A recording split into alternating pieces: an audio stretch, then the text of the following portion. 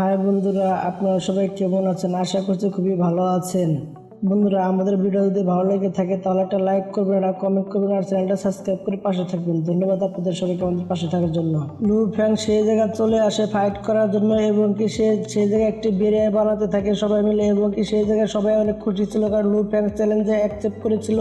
Golden horn সেই ক্ল্যানের লোকজন লু ফ্যাংকে কেউই পছন্দ করতো না। তার বন্ধুকে সবাই চেয়ার করছিল, তাদের যে বন্ধু ছিল সবাই সেটাই বলছিল যে সেই জিতবে। লু ফ্যাংয়ের দিকে কেউ কোনো কথাই বলছিল না কারণ তাকে তারা একদমই পছন্দ করতো না, মানুষকে তারা একদমই পছন্দ করতো না। কিন্তু লু ফ্যাং এইসব জিনিস থেকে সে মোটেও ঘাবড়ায় না এবং সেও রেডি হয়েছিল এইসবের জন্যই। চেয়ান তখন বলতে থাকে, চলো যাই আমরা তাহলে ফাইটটা করে দেখি কে জিততে পারে, চলো আমরা ফাইট করি। এদিকে লু ফ্যাংও তার হাতিয়ার বের করে নেয়, তার সেও দেখে অবাক হয়ে যায় যে তার কাছে তার মতো হাতিয়ার আছে।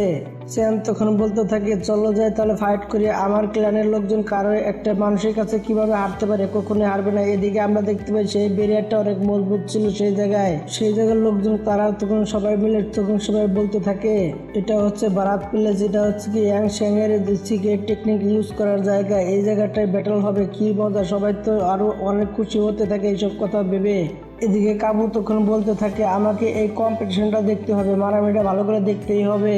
কাবু তখন বলতে থাকে, এদিকে মানুষের সাথে আমাদের ক্ল্যানের লড়াই, এই অবশ্যই আমাদের ক্ল্যানের সাথে মনে হয় মানুষটা কখনোই পারবে না। লু ফ্যাং মনে হচ্ছে কখনোই পারবে না, আমার যদ্দূর মনে হচ্ছে অবশ্যই সে হেরে যাবে তার কাছে, আমার যদ্দূর মনে হয়। এদিকে শ্যানকে সবাই চেয়ার্স করছিল এবং সবাই তাকে বাহবা দিচ্ছিল। এদিকে লু ফ্যাং তো সেখানে দাঁড়িয়েছিল। এদিকে শ্যাং তখন তার ডিভাইন 6 লেভেলকে একটি সিক্রেট টেকনিক ইউজ করতে থাকে। এদিকে সে তখন তার ডোমেনে অ্যাক্টিভেট করে দেয়। এদিকে লু ফ্যাংও তখন তার ডোমেন শো এবং সেও একই পারফরমেন্স করতে থাকে, একই লেভেলের ফাইট শুরু করে দেয়। তখন তাদের ফাইট এমনভাবে টাকরাচ্ছিল, তখন প্রচুর এনার্জি সেখান থেকে বেরোচ্ছিল, কঠিন ফাইট শুরু হয়ে যায়। এদিকে তারা দুজনের র্যান অফ শট নামে একটি টেকনিক তারা ইউজ করতে থাকে, সেই জায়গায় অনেক কঠিন এনার্জি বেরোচ্ছিল সেখান থেকে। লু ফ্যাং এর অ্যাটাকটা আস্তে আস্তে ডিস্টার্ব হতে থাকে কারণ লু ফ্যাং তো এটা ভালোভাবে ব্যবহার করা জানতো না এবং কি তারা তো তাদের সেটের এই ব্যাপারটা তারা খুবই ভালোভাবে ব্যবহার করতে পারতো। এদিকে লু ফ্যাং একটু ভয় পেয়ে গিয়েছিল কারণ তার শটটা এতটা পাওয়ারফুল ছিল না, তার যে শটটা এতটা পাওয়ারফুল সে দেখে বুঝতে পেরেছিল তার পাওয়ারটা অনেকটাই বেশি। সে তখন তার থার্ড পাওয়ার ইউজ করে এবং কি লু ফ্যাং এর দিকে আরো জোরে প্রেসার বাড়াতে থাকে এবং কি সে আরো জোরে তার দিকে যেতে থাকে মারার জন্য তাকে। এদিকে আমরা দেখতে পাই সে ছোট ছোট শটগুলো এবং কি তার অনেক বড় হয়ে যায়। এদিকে আমরা দেখতে পাই লু ফ্যাংও তখন তার পাওয়ার ইউজ করতে থাকে এবং কি সেও তখন ছোট শটকে বড় শটে কনভার্ট করে নেয় এবং কি সেও তখন একইভাবে তার সাথে ফাইট করতে থাকে।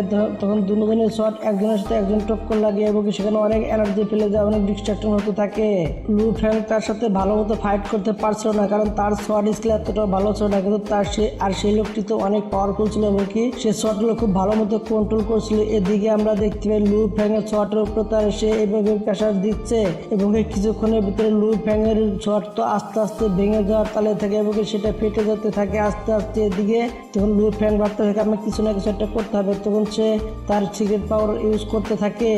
এদিকে এই ক্লানের লোকগুলো সবাইকে তার বন্ধুকে সবাই সাপোর্ট করছিল, এদিকে লু ফ্যাংকে কেউ সাপোর্ট করছিল না। তখন সেই বলতে থাকে, কেন তুমি কি পারছো না আমার সাথে? সে তখন লু ফ্যাংকে বলতে থাকে, এবার আমি আমার পুরা ফুল পাওয়ার দেখাবো, পাওয়ার কাকে বলে। সে তখন আরো অনেক পাওয়ারফুল অ্যাটাক করতে থাকে, তার তো আরো 5-6টা শট একখানে করে সে তখন একত্র করে নেয় এবং কি লু ফ্যাং এর উপরে অ্যাটাক করার জন্য তখন তার দিকে যেতে থাকে। লু ফ্যাং তো এসব জিনিস দেখে সে তখন লু ফ্যাং তখন তার পাওয়ার ইউজ করে এবং তার শট এবং তারটার সাথে এবং কি লাগিয়ে দেয় এবং কি দুটোটাই একসাথে হয়ে যায় এবং কি সেটা অনেক পাওয়ারফুল ছিল। সব লোকজন দেখে তো অবাক হয়ে যায়, তারা তখন বলতে থাকে ফাইট এখন কোন দিকে যাবে কেউ বলতে পারবে না। এদিকে লু ফ্যাং তখন বলতে থাকে, এই ব্যক্তি যে সিক্রেট টেকনিক যে ইউজ করছে আমি তো এইসব টেকনিক কোনো দেখিনি এবং কি কোনো প্র্যাকটিস করিনি, তাহলে তার সাথে পারা অসম্ভব, আমাকে আমার ফুল পাওয়ার ইউজ করতে হবে। এদিকে লু ফ্যাং বলতে থাকে, অনেক হয়েছে আর না, এখন আমি আমার সিক্রেট টেকনিক ইউজ করবো। এদিকে লু ফ্যাং তখন গোল্ডেন হর্ন বেহাগুদের পাওয়ার ইউজ করতে থাকে। এদিকে সেই বীজটা যখন উঠে দাঁড়িয়ে যায় এবং তার যখন চোখের দিকে তাকায় এবং তার যখন চোখ খুলে দিকে লু ফ্যাং এর চোখ তখন তার চোখের মতো হয়ে যায়, সে তখন তার পাওয়ার ইউজ করতে থাকে। এদিকে লু ফ্যাং এর পাওয়ারটা অনেকটাই বেড়ে যায়, তখন তার শটটা আস্তে আস্তে আবার ঠিক হয়ে যায় এবং আরো পাওয়ারফুল হয়ে যায়। এদিকে লু ফ্যাং তখন তার মুসা ক্ল্যানের যে আর্মারটা ছিল সেটাও তখন সে ইউজ করতে থাকে এবং কি তার পাওয়ার আরো দ্বিগুণ হয়ে যায় এবং কি তার শটটা অনেকটাই পাওয়ারফুল হয়ে যায় তখন। এদিকে আমরা দেখতে পাই লু ফ্যাং যখন তার পুরো পাওয়ার ইউজ করতে থাকে সেই জায়গায় অনেক এনার্জি ছড়িয়ে ছিটিয়ে যায় এবং কি সেখানে অনেক বড় এনার্জি আসে এবং কি একটা ধামাকা হয় এবং কি ধামাকাটা পুরো আসমানের দিকে চলে যায় এনার্জি গুলো। এদিকে সেই ব্যক্তিত্ব আরো বেশি পাওয়ার ইউজ করতে থাকে এবং কি আরো পাওয়ারফুল হয়ে যায়। এদিকে লু ফ্যাং এর শটের সামনে তার শট কোনো মতে টিকছিল না এবং কি তার শটটা আস্তে আস্তে সেখানে বাস্ট হয়ে যায় এবং কি সেখানে ভেঙে যায় এবং কি লু ফ্যাং জিতে যায়। সেই বান্দা তো অনেকটাই অবাক হয়ে যায়, কারণ কি করে একটা মানুষের সামনে সে হারতে পারে, একটা মানুষের কাছে সে তো বিশ্বাসই করতে পারছিল না। এদিকে পুরো এরিয়ার ভিতরে যে লোকজনগুলো ছিল সবাই অবাক হয়ে যায়। এদিকে সবাই দেখে এসব তো কোনো কিছু কল্পনা করতে পারছিল না।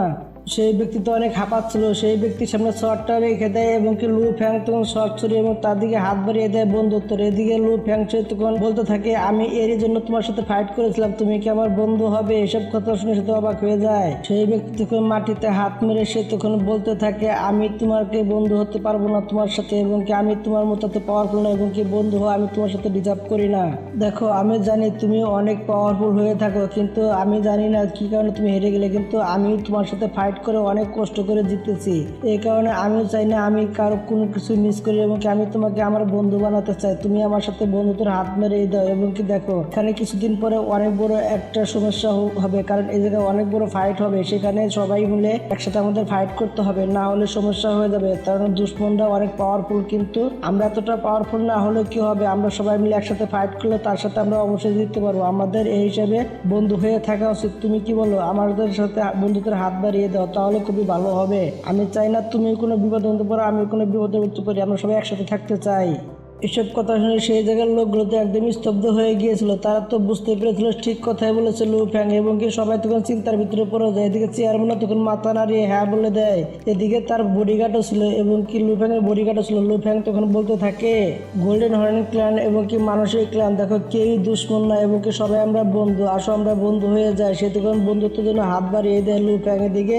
এদিকে সেও তখন বন্ধুত্ব অ্যাকসেপ্ট করে নেয় এবং কি লু ফ্যাং এর দিকে হাত বাড়িয়ে দেয়। সেই ব্যক্তি তখন খুশি খুশি লু ফ্যাং কে বিজয় ঘোষিত করে দেয়, এবং কি সেই জায়গায় সব লোকজনগুলো অনেকটাই খুশি হয়ে যায়। এদিকে সেই লোকটি সে তখন আরো তখন বলতে থাকে গোল্ডেন হর্ন ক্ল্যান এবং কি মানুষের ক্ল্যান দুজন বন্ধু, ভালো বন্ধু হয়ে গেছে, আমরা আমাদের এখনো চিন্তা ভাবনা থাকবে না, এবং কি লু ফ্যাং সেই জায়গায় অনেকটাই খুশি হয়ে যায়। এদিকে আমরা লু ফ্যাংকে দেখতে পাই সে তার বডিগার্ডের সাথে যাচ্ছিল। তখন সেই বান্দা বলতে থাকে আপনি মাস্টার ইয়াল নামের সাথে আপনাকে মিলিয়ে দিব, সমস্যা নেই, এর আগে আপনাকে টাইপ ডিস্ট্রয় বিস্টের সাথে তোমার দেখা করতে হবে আগে। লু ফ্যাং সেখান দিয়ে হঠাৎই যাচ্ছিল, তখনই হঠাৎ করে তাদের উপর অনেক প্রেশার পড়তে থাকে। এসব দিকে তার তো অবাক হয়ে যায়। এদিকে তার কিছুক্ষণের ভিতরে সেই প্রেশারটা সেখান থেকে গায়েব হয়ে যায়। তখন সেই বান্দা আরো বলতে থাকে দিন দিন এই বিষটা আরো পাওয়ারফুল হয়ে যাচ্ছে, এবং কি সে বারবার অ্যাটাক করে দিচ্ছে। জানি না আমাদের বেরিয়ারের ভিতর দিয়ে এই অ্যাটাকগুলো কিভাবে আসে, আমি কোনো কিছুই বুঝতে পারছি না এরকমটা আমাদের সাথে কেন হচ্ছে আর কিসের জন্য হচ্ছে এরকমটা। এদিকে সেই বান্দা তখন আরো বলতে থাকে আপনি যে তার সেই বিষটার কাছে যাবেন, আমি কিন্তু কোনো গ্যারান্টি নিতে পারবো না আপনি বাঁচবেন কি মরবেন, আমি কিন্তু এগুলো কোনো গ্যারান্টি নিতে পারবো না। সে কিন্তু অনেক খতরনাক অ্যাটাক করে বসে, অনেক ভয়ঙ্কর অ্যাটাক করে বসে সে। লু ফ্যাং তখন বলতে থাকে আমি জানি তুমি এটা কোনো রেসপন্সিবিলিটি নিতেও পারবে না, কারণ এটা অনেক পাওয়ারফুল হয়ে থাকে, তোমার কোনো চিন্তা করতে হবে না, আমি একাই যাবো সেখানে, তোমাদের কোনো চিন্তা করার দরকার নেই। এখানে সে এসব কথা বলে লু ফ্যাং সেখান থেকে চলে যায়, এবং তার গার্ডকেও সেখানে দাঁড়িয়ে থাকতে বলে সে তাকে রেখে যায়। তখন লু ফ্যাং যখন এই সামনের দিকে এগিয়ে যাচ্ছিল সেই বিষটাকে আমরা দেখতে পাই, সেই বিষটা এবং কি লু ফ্যাংকে দেখে সে তো অনেক আরো রেগে যায়, এবং কি তখন লু ফ্যাংকে বলতে থাকে তুমি আর এক কদমের সামনে এগাবে না, এবং কি সে অনেকটাই রেগে যায়। লু ফ্যাংকে বারবার এদিকে আসতে অনেকেই মানা করছিল, সেই বিষটা বারবার মানা করছিল তাকে আসতে। লু ফ্যাং তখন তাকে দেখে বলতে থাকে পিক অফ সোলের মাস্টার হবে, এটা অবশ্যই খুব প্রচুর ভয়ঙ্কর হয়ে থাকে এদের অ্যাটাক গুলো, এবং অনেক পাওয়ারফুল সে। এদিকে লু ফ্যাংকে দিকে সেই বিষটা অনেকটা রেগে যায়, সে বলছে তোমাকে আমি বলছি না এদিকে তুমি আসবে না। সেই বিষটা রেগে তার ল পাওয়ার টাইম স্পেস পাওয়ার সে তখন ওপেন করে দেয়, এবং সেখানে লু ফ্যাং এবং কি তখন এই টেকনিকটা হচ্ছিল সেই বিষটা এটা সিক্রেট টেকনিক, এবং কি সেটা ইউজ করে দেয়, এবং কি বাইরের লোকজন দেখে বুঝতে পারে ভিতরে কিছু না কিছু চলছে, এবং সেই বিষটা পাওয়ারফুল কিছু জিনিস ইউজ করছে তারা বুঝতে পারে। এদিকে লু ফ্যাং তখন সেখানে দাঁড়িয়েছিল, এবং কি সেখানে তখন লু ফ্যাং বুঝতে পেরে যায় তার পাওয়ারটা বড় কঠিন এবং পাওয়ারফুল হয়ে থাকে, এবং কি সে তার প্রতিটা বডি কন্ট্রোলে চলে যাচ্ছে তার, এবং কি সে তার রক্তগুলো এবং কি সে তার ভাবতে থেকে তার রক্তগুলো এবং কি জমিয়ে গেছে, ফ্রিজ হয়ে গেছে, এ জায়গায় কোনো নড়াচড়া করতে পারছে না লু ফ্যাং। ফ্যাং তখন বুঝতে পেরে যায় এবং কি সেই বৃষ্টি মানুষকে একদমই পছন্দ করে না, কারণ তার একবারে অপছন্দ মানুষ এখানে আসা, তার একদম পছন্দ করে না তাদেরকে। লু ফ্যাংকে দেখে তো সে তো অনেকটাই রেগে যায়। তখন লু ফ্যাংও তার দিকে তাকিয়ে সে তার মাইন্ডের ভিতরে চলে যায় এবং সে তখন তার মাইন্ডে যে তার কিছু জিনিস দেখতে থাকে এবং কি সে তখন ভাবতে থাকে এটা অনেক পাওয়ারফুল হয়ে থাকে এবং কি সেই এদিকে সেই বৃষ্টিটা তখন চিল্লাতে থাকে। এদিকে লু ফ্যাংও তখন গোল্ডেন হর্ন বাহাবুদের পাওয়ার ইউজ করে তার কথাগুলো বোঝার চেষ্টা করে এবং কি তার সাথে কথা বলতে চায়। তখন সেই বৃষ্টি লু ফ্যাংকে বলতে থাকে তোমাকে আমার একদমই পছন্দ হয় না, এরকম পাওয়ার তো আজ থেকে আমি প্রায় 200 মিলিয়ন বছর আগে আমি দেখেছিলাম, কিন্তু আজকে অনেক দিন পরে আমি এই পাওয়ারগুলো দেখতে পারতাছি। এবং কি লু ফ্যাং তখন ভাবতে থাকে 200 মিলিয়ন বছর আগে, তার মানে এই বৃষ্টি এতদিন ধরে এখানে বন্দী হয়ে আছে। তার এদিকে লু ফ্যাং সেই বৃষ্টির জন্য একটু মন খারাপ করে, কারণ সে এতদিন ধরে বন্দী ছিল। এবং কি লু ফ্যাং তখন তার সাথে কথা বলতে চায় এবং কি সে তখন বলতে থাকে দেখো তোমার মতো আমার কাছে এত পাওয়ার নেই, এত পাওয়ার থাকলে তোমাকে আমি এখান থেকে অবশ্যই ছুটিয়ে নিয়ে যেতাম। তুমি আমার কথা শোনো, আমার কথায় রাজি হলে তাহলে তোমাকে এখান থেকে এ জায়গার যে মাস্টার আছে তোমাদেরকে অবশ্যই এখান থেকে ছেড়ে দিবে, আমি তোমাকে কথা দিচ্ছি। আমি তোমাকে হেল্প অবশ্যই করতে পারবো, কিন্তু আমার কথা শুনলে মাস্টার তোমাকে অবশ্যই ছেড়ে দেবে, কিন্তু তোমাকে আমার কথা মতো চলতে হবে। তুমি যদি রাজি থাকো তাহলে তুমি আমাকে বলতে পারো। লু ফ্যাংয়ের কথা শুনে সেই বীজটা তখন হাসতে থাকে জোরে জোরে। সে তো তখন আরো অনেকটাই রেগে যায়। সে তখন বলতে থাকে কি আমাকে এত বছর ধরে বন্দি করে রেখেছে, আমাকে মৃত্যুর সাথে বেশি যন্ত্রণা দিয়েছে তারা, তাদেরকে আমি এত সহজে ছেড়ে দিব না। তাদেরকে আমি একদিন না একদিন তাদেরকে আমি খুবই সহজে শেষ করে দেব। এসব বলে সে জোরে পাও তার মাটিতে মারে এবং কি সে তখন আরো জোরে জোরে চিল্লাতে থাকে, অনেকটাই রেগে যায়। সে তখন ল অফ স্পেস টাইম পাওয়ার সে তখন সেখান থেকে খতম করে দেয় এবং সে তখন জোরে জোরে চিল্লাতে থাকে। লু ফ্যাংকে আমরা দেখতে পাই। এদিকে লু ফ্যাং সেই বীজটাকে বোঝানোর চেষ্টা করছিল, এদিকে সেই বীজটা কোনো মতে বুঝতে রাজি ছিল না এবং কি সে কোনো মতে রাজি হচ্ছিল না। লু ফ্যাং তখন বলতে থাকে বীজটা তখন লু ফ্যাংকে বলতে থাকে তুমি এখান থেকে চলে যাও, তুমি একবার তো আমার কথাটা বোঝার চেষ্টা করো এবং কি তুমি একবার আমাকে বিশ্বাস তো করে দেখো। এদিকে তখন আমরা দেখতে পাই সেই বীজটা আমরা দেখতে পাই সিনটা এখানেই কেটে দেয়। লু ফ্যাং সে দেখি বাইরে চলে আসে। বন্ধুরা আমাদের ভিডিও যদি ভালো লেগে থাকে তাহলে একটা লাইক করবেন, একটা কমেন্ট করবেন আর চ্যানেলটা সাবস্ক্রাইব করে পাশে থাকবেন। ধন্যবাদ আপনাদের সবাইকে।